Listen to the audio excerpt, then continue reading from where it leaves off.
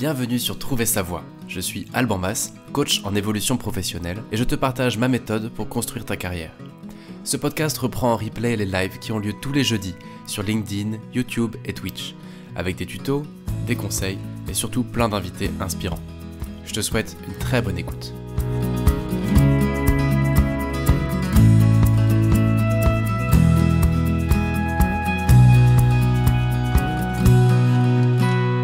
C'est le 100e épisode de Trouver sa voie.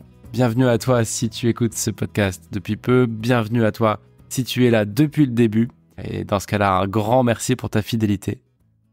Voilà, 100 épisodes. Ça fait 4 ans que j'anime ce média, qui a commencé tout petit, qui est encore tout petit d'ailleurs. Mais j'ai toujours autant de plaisir à le faire, même si c'est pas facile tous les jours. Et aujourd'hui d'ailleurs, j'ai pas réussi à le faire en direct, parce que je voulais faire un épisode de fou pour la 100e édition. Et puis, comme d'hab, à chaque fois qu'on veut faire un truc de fou, au final, on fait rien.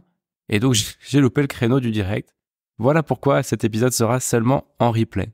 En tout cas, en intro aujourd'hui, je voudrais vraiment vous remercier. Vous pouvez pas savoir comme les feedbacks que vous mettez sur Spotify, sur Apple, les messages que vous m'envoyez en direct, les retombées que ça peut avoir, c'est hyper précieux. Et c'est ça qui donne envie de continuer. Et justement, je voulais vous parler un petit peu de la suite. Je me rends compte que ça fait un petit moment que j'ai pas fait de point sur où on va avec Trouver sa voie. Et donc tout simplement, je voulais vous partager la suite de cette aventure parce que je souhaite que ça dure longtemps.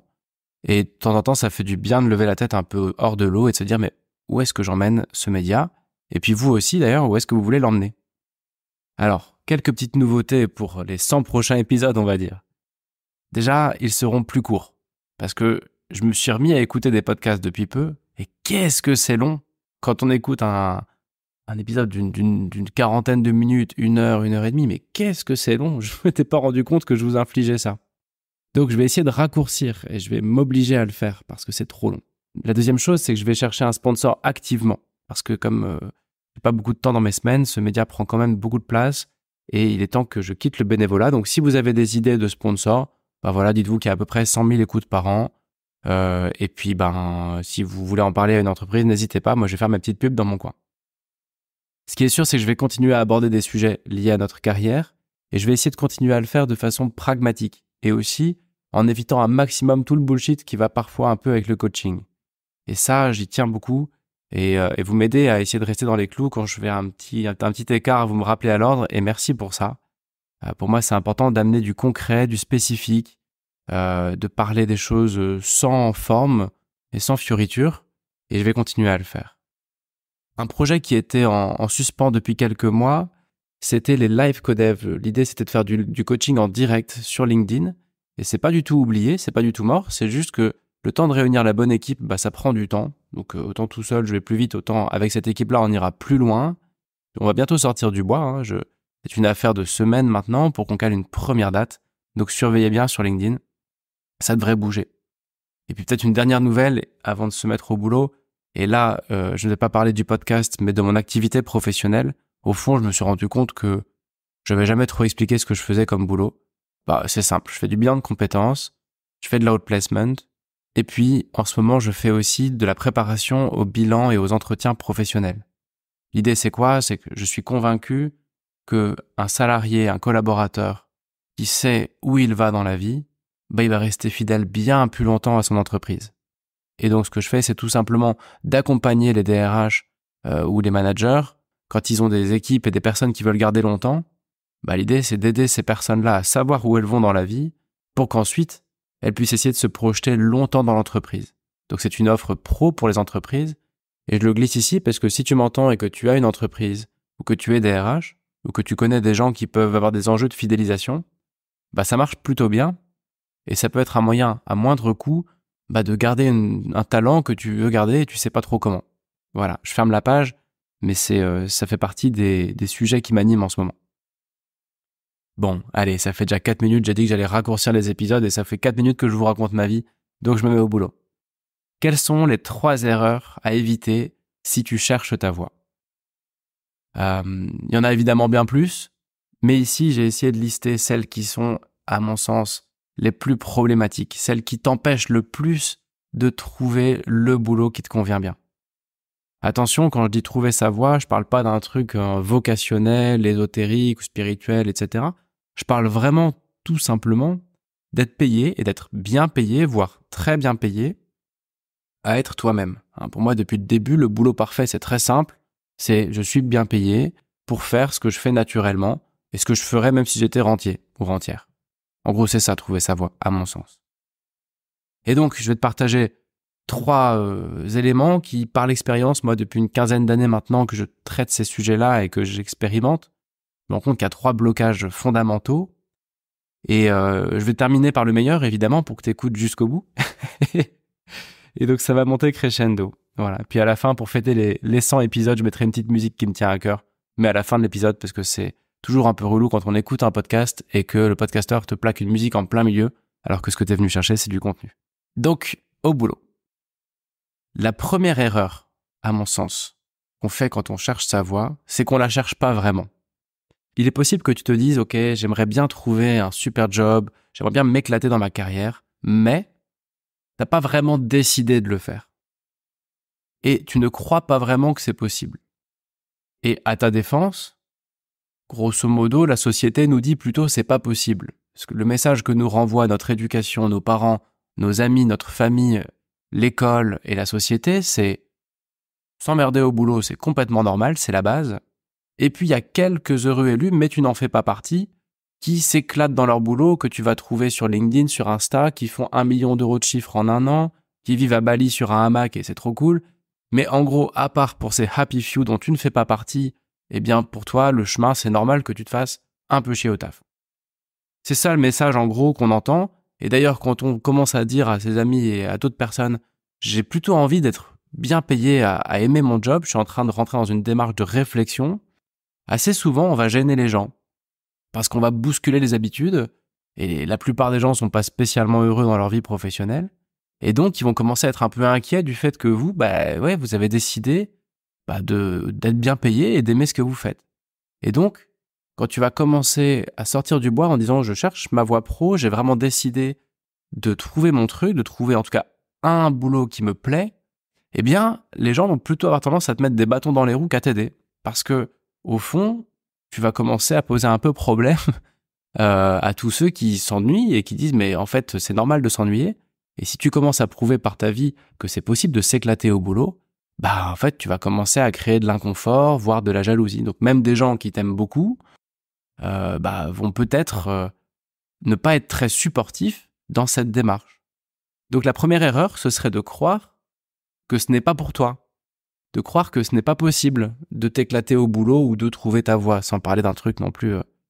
Et attention, je mets un bémol sur ce terme. Ici, la première étape, c'est d'y croire. Comment est-ce que tu veux atteindre un objectif si tu te mets pas en route et si tu n'y crois pas? Parce que, au fond, le monde, il a aucun projet pour toi ni pour moi. Au mieux, le projet, c'est rentre dans une case et puis paye tes impôts et fais ton taf. Mais si tu en veux plus, si tu aspires à plus de choses, si tu veux recevoir plus et donner plus et vivre plus intensément ta vie pro, il va bien falloir, du coup, être un petit peu proactif, un petit peu marginalisé dans une certaine mesure, et puis comme on dit en anglais, go for it, quoi. Et donc la première erreur ici, ce serait de ne pas se mettre en route, de se dire j'espère qu'un jour dans ma vie je trouverai un super taf. Ah non, c'est comme si tu disais j'espère que je serai millionnaire. Non, c'est un choix. Est-ce que je me mets en route pour être millionnaire? Y a des gens qui décident de le faire et qui vont mettre énormément d'énergie à apprendre à gagner de l'argent et autres. Et puis d'autres, un peu comme moi, qui disent j'espère qu'un jour je serai riche, mais en fait qui font rien pour. Et il y a un moment où c'est normal de pas avoir de résultats si on ne l'a pas décidé. Et donc ici, j'insiste vraiment sur le fait de se mettre en route et prendre une décision. Et l'erreur qui va avec cette erreur-là, l'erreur 1 bis, on va dire, ce serait de croire que ça se fait vite. De croire que ça va être un one-shot, que tu vas trouver, si tu cherches, tu vas trouver dans 1 an ou 2. Mais non, on en a souvent parlé au micro de trouver sa voie. L'idée, c'est que tu vives dans cette quête-là, dans ce cheminement-là, et en fait, sans te mettre d'ultimatum, sans chercher à valider le fait que dans 2 ou 3 ans, ce sera bon. L'idée, c'est, de ton vivant, tu sais que tu vas trouver. Et tu peux pas échouer à trouver. Par contre, tu peux échouer à te mettre en chemin. Et ça, je vois beaucoup de gens qui décident de ne pas se mettre en chemin, ou qui n'y croient pas, ou tout simplement qui s'en fichent. Et dans ce cas-là, tant mieux pour eux. Mais si c'est important pour toi d'aimer ce que tu fais, s'il y a vraiment de l'enjeu, si tu veux être bien payé à aimer ce que tu fais, bien il y a un moment, il y a un chemin à faire. Et ce chemin te prendra entre quelques jours et 60 ans. Donc, pas de date butoir. Mais mon point ici, c'est mets-toi en chemin. Et à la limite, pose un symbole de ta mise en route. Moi, j'aime bien planter un arbre dans ce genre de truc, de dire, ok, que ce soit une plante en pot ou un arbre dans le jardin, je plante quelque chose et cet arbre va symboliser mon cheminement. Et un arbre, c'est pas mal parce que c'est lent et ça pousse pas vite. Et donc, ça illustre bien le fait que oui, t'es peut-être parti sur une aventure d'une dizaine d'années là. Et c'est bien pour ça que je t'invite plutôt à garder ton boulot que à tout plaquer en disant, allez, je me fais un voyage à l'autre bout du monde et puis là, je vais trouver ma voie. Non, ça marche pas. Mais ce sera le troisième élément de cette petite checklist. Donc, première erreur, croire que ce n'est pas possible. Si, c'est possible, c'est accessible à tout le monde, mais ça nécessite de se mettre en route, durablement. Deuxième erreur, se fier à ton raisonnement. Au plus tu es intelligent, au plus tu auras du mal, en gros. Et là, quand je parle d'intelligence, je parle d'une intelligence mathématique, cartésienne, rationnelle, le QI, tout ce qui fait qu'au fond, on va avoir un esprit assez logique, assez analytique, qui percute assez vite. Mais là, c'est ton handicap, cette intelligence. Puisqu'elle va toujours essayer de te faire voir l'étape d'après.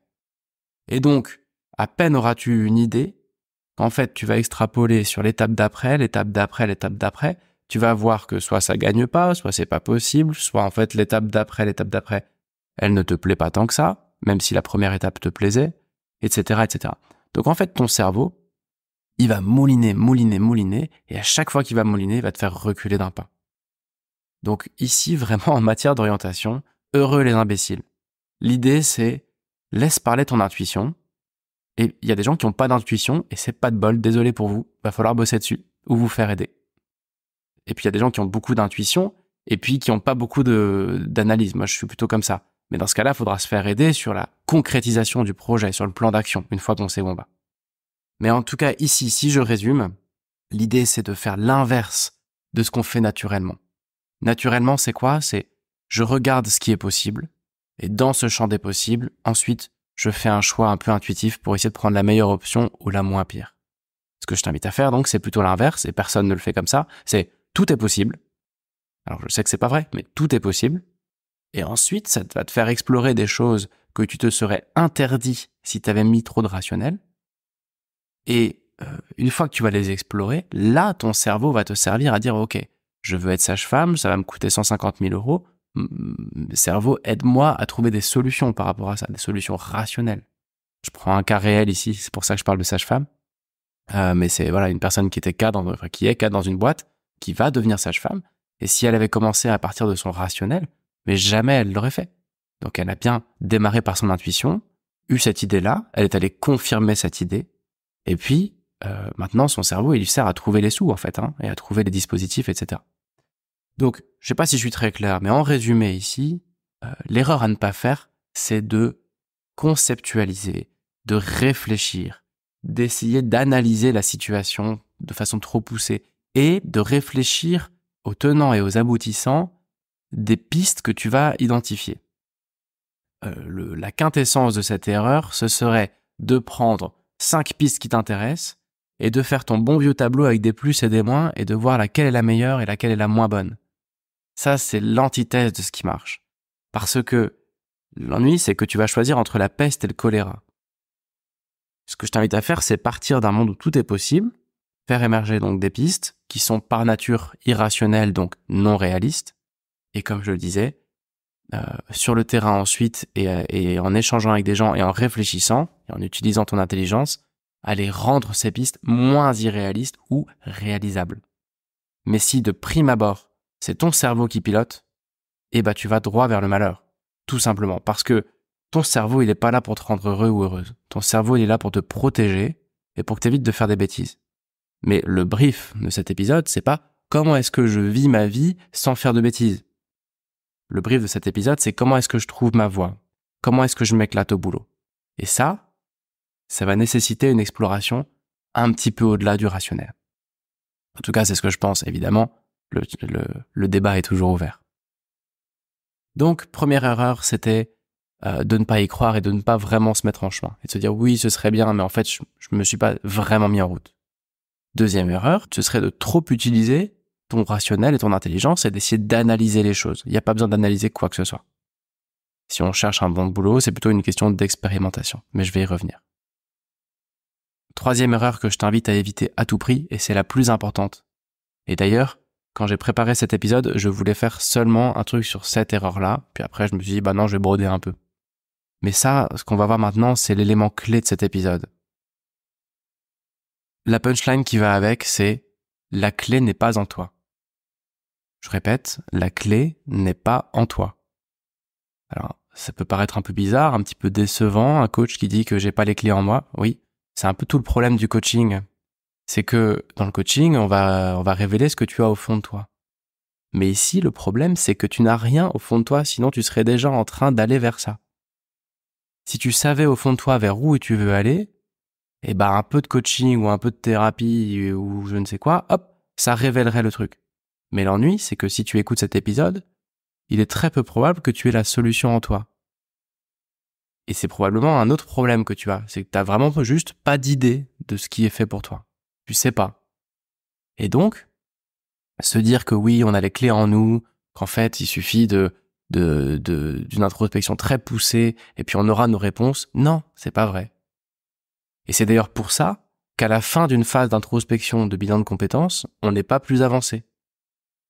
On a passé 1 mois à bosser sur le truc, on a fait de l'intuition, on a regardé qui tu étais, etc., quel était ton potentiel, quelle était ton enfance. Ouais, super intéressant, mais on est toujours aussi paumé.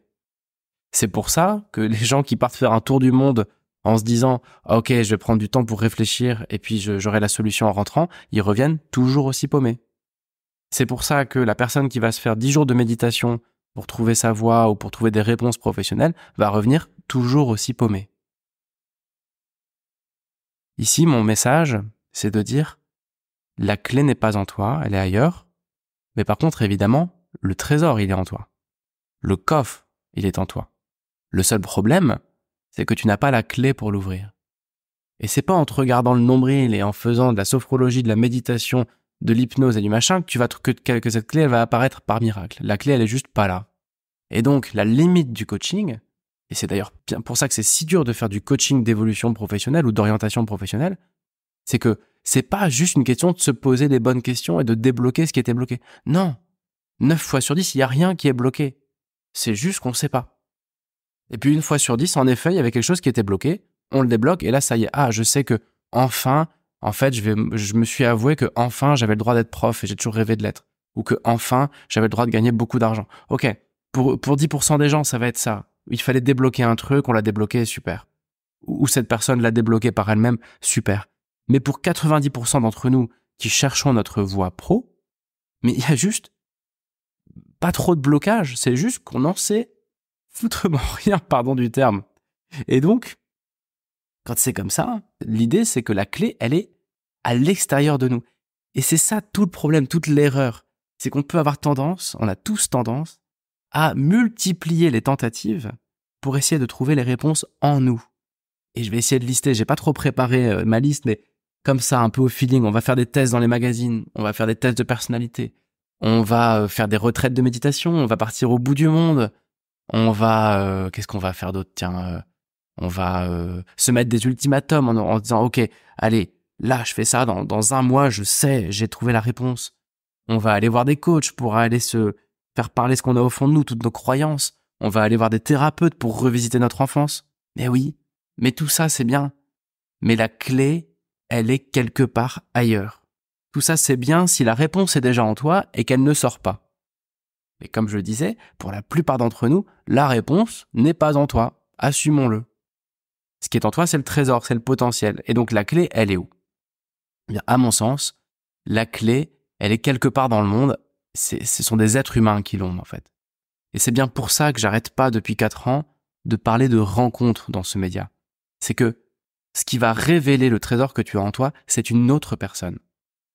C'est en échangeant avec un jour quelqu'un que tu vas te rendre compte que bah oui, c'est une super idée de faire ça. Évidemment, depuis le début, c'était en toi. mais jamais par toi-même, t'aurais pu te rendre compte. Il a fallu un révélateur. Et que ce soit de créer une boîte, de s'associer, de se reconvertir, d'évoluer, de devenir manager, quoi que ce soit, au fond, la clé, elle est en dehors de toi. Et c'est ni toi, ni ton coach, ni ton thérapeute qui l'a. C'est quelque part dans le monde, un ou des professionnels qui font des trucs qui t'intéressent et qui vont te proposer des opportunités. Et le fait de frotter un peu à ces gens-là, eh bien, ça va venir ouvrir le coffre, ça va venir déverrouiller ce coffre qui est en toi avec tout son potentiel. Et là, tu vas pouvoir te dire, ok, j'ai trouvé, ok, j'ai compris, ok, je sais où je vais. Mais c'est presque toujours à l'extérieur qu'on va chercher ça. Et donc, la grosse erreur que je t'invite à éviter de faire si tu cherches ta voie, c'est de chercher en toi. On s'en fout de ce qui est en toi. Excuse-moi, pardon, mais l'important, c'est que tu ailles voir d'autres personnes. Ce qui est en toi, de toute façon, c'est là. C'est déjà en toi. Ça va pas bouger. Si tu as le potentiel pour être une super formatrice, entrepreneur, prof, coach, ou d'ailleurs d'avoir 1000 boulots 50 boulots à la fois et de faire des conférences TEDx, j'en sais rien. Ce que tu as en toi, c'est là. Et ça bouge pas. T'inquiète pas. C'est pas parce que tu le regardes pas trop que ça va partir. Par contre, ce que tu ne fais peut-être pas, c'est que, à force de chercher en toi, t'oublies peut-être d'aller rencontrer des gens. T'oublies peut-être de parler de tes questionnements en soirée, dans des événements où tu peux aller, à un barbecue avec des amis l'été, à une réunion de famille. Et donc, l'enjeu, c'est que si tu veux trouver ces fameuses clés qui vont débloquer ce que tu as en toi, il n'y a pas une seconde à perdre sur toi et ta personne et qui tu es, etc. Tout l'enjeu, c'est d'aller voir des gens, de les laisser te débloquer. C'est toujours quelqu'un d'autre qui va te débloquer. Va dans des événements, multiplie les événements. Si t'es intéressé par je ne sais pas moi, par le big data, va faire les salons de big data. Échange toutes les semaines avec un professionnel qui est dans le big data. Renseigne-toi. Et quand je dis renseigne-toi, c'est ne lis pas de livres, etc. Va voir l'auteur du livre. Va voir des êtres humains qui sont dans les sphères qui t'intéressent, qui font les métiers qui t'intéressent, qui ont prouvé par leur vie que ce qui t'intéresse et qui te paraît inaccessible, pour eux était accessible. Donc ça va être donc des événements, ça va être des petits cafés, ça va être des amis d'amis que tu peux aller voir. Ça peut être des messages sur LinkedIn, sur Insta, sur Facebook en disant « Bonjour, je suis intéressé par tel truc, je cherche à rencontrer des gens, est-ce que vous en connaissez ?» Et tout ça, évidemment, ça va demander de mettre ton ego dans ta poche, et ça c'est le plus dur, et c'est pour ça aussi que pas grand monde ne le fait. Mais la vraie erreur et la vraie raison pour laquelle on le fait pas, je crois, c'est parce qu'on a l'illusion qu'on va trouver la réponse en nous. Et au lieu de nous mettre au boulot et d'aller rencontrer des gens à raison de 10 par semaine dans des sphères qui nous intéressent, on va passer 10 heures par semaine à faire des tests, à essayer de voir qui on est, sous plein d'angles différents. Alors que la partie la moins importante de l'équation, mais c'est nous. Quand tu cherches ta voie, en résumé, ce qui compte le moins, c'est toi. Et ce qui compte le plus, ce sont les autres. Des gens qui font des choses qui t'inspirent. Des gens qui font des choses qui t'attirent. Et ces gens-là vont être pourvoyeurs d'opportunités. Et là, en toi, ça va réveiller un truc, et là, on reparlera de toi. Mais voilà, c'est ma vision des choses, et je crois que donc, la plus grande erreur à éviter, c'est de croire que tu vas trouver la réponse en la cherchant au fond de tes tripes, au fond de ton raisonnement, au fond de ton intuition. Il peut arriver que ce soit le cas, mais quasiment tout le temps, tu vas avoir besoin d'une personne pour révéler tout ça. Et donc, comment est-ce que tu peux, dès le début, essayer de ne pas trop réfléchir et de ne pas trop t'intéresser à toi, mais essayer d'aller directement voir des personnes qui font des choses intéressantes. Et ces gens-là vont te révéler toi ce que tu as de meilleur à offrir, elles vont te proposer des choses, et là tu vas pouvoir avancer, clarifier, répondre à tes interrogations, et de fil en aiguille, être de plus en plus toi-même. Mon but n'est pas de te faire culpabiliser ou de te dire non, t'es pas important. Tu es extrêmement important, tu es extrêmement importante, ta carrière est extrêmement importante. Mon seul point, c'est de dire, pour magnifier cette carrière, pour la rendre belle et riche, pour ça, ce qui ne compte pas, c'est toi. Mais évidemment que toi, tout l'enjeu, c'est de pouvoir briller, irradier et voilà, et desserrer le frein à main pour vivre pleinement ta vie professionnelle. Mon point, c'est surtout pas de minimiser ton potentiel, c'est simplement de dire que pour avancer, et ben au moins tu t'intéresseras à toi, au plus tu avanceras. Et au plus tu t'intéresseras aux autres, et au plus tu avanceras. Voilà. Une fois de plus, j'ai l'impression de ne pas avoir été clair du tout, mais n'hésitez pas à laisser un feedback ou vos questions ou un petit coup de gueule si vous ne vous retrouvez pas dans ce que je dis là, ça me fera aussi avancer. Et voilà, c'est reparti pour une nouvelle saison, on va dire. Et je crois que c'est le moment de vous mettre une petite musique qui me tient à cœur, et qui illustre une citation d'un prêtre que j'aime bien, qui dit « Ce qui n'est pas donné est perdu. Ce qui n'est pas donné est perdu. » Et qui montre bien qu'au fond, notre vie, l'enjeu, c'est pas tellement de nous trouver nous, c'est de donner, d'échanger, d'avancer avec d'autres. Et puis, en fait, notre vocation, un jour, on la comprendra en regardant derrière nous. Mais bon, profitons du chemin parce qu'on a, en général, pas la possibilité de savoir exactement précisément où on va. Parce qu'en général, on ne sait où on va qu'une fois qu'on y est, en fait. Donc, profitons du chemin, essayons de ne pas stresser sur cette route-là et mettons-nous en chemin. Et décentrons-nous de nous. Allez, à la semaine prochaine.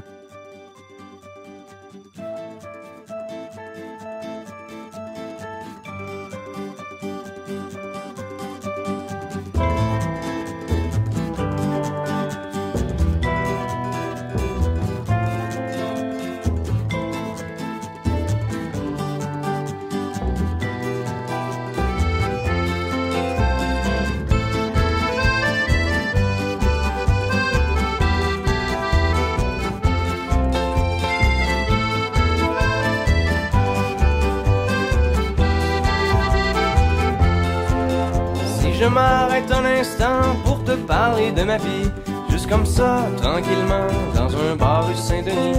Je te raconterai les souvenirs bien gravés dans ma mémoire de cette époque où vieillir était encore bien illusoire. Quand j'agaçais les petites filles pas loin des balançoires et que mon sac de billes devenait un vrai trésor. Ces hivers enneigés à construire des igloos et rentrer les pieds gelés juste à temps pour passe-partout. Mais au bout du chemin, dis-moi ce qui va rester de la petite école et de la cour de récré. Quand les avions en papier ne partent plus au vent, on se dit que le bon temps passe finalement comme une étoile filante.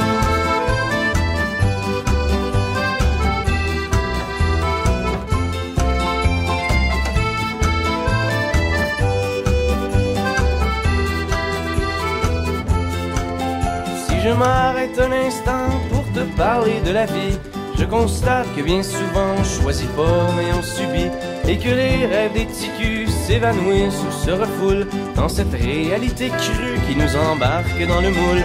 La trentaine, la bédaine, les morveux, l'hypothèque, les bonheurs et les peines, les bons coups et les échecs. Travailler, faire de son mieux, n'arracher, s'en sortir et espérer être heureux un peu avant de mourir. Mais au bout du chemin, dis-moi ce qui va rester de notre petit passage dans ce monde effréné. Après avoir existé pour gagner du temps, on se dira que l'on était finalement des étoiles filantes.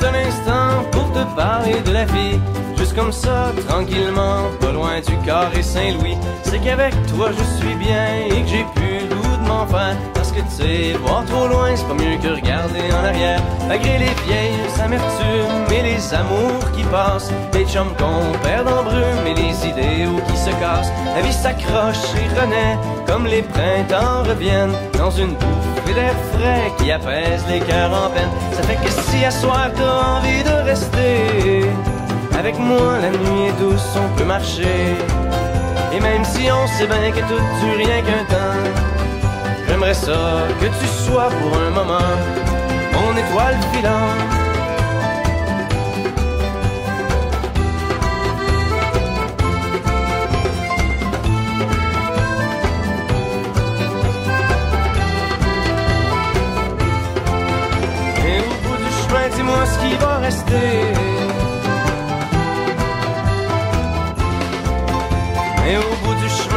ce qui va rester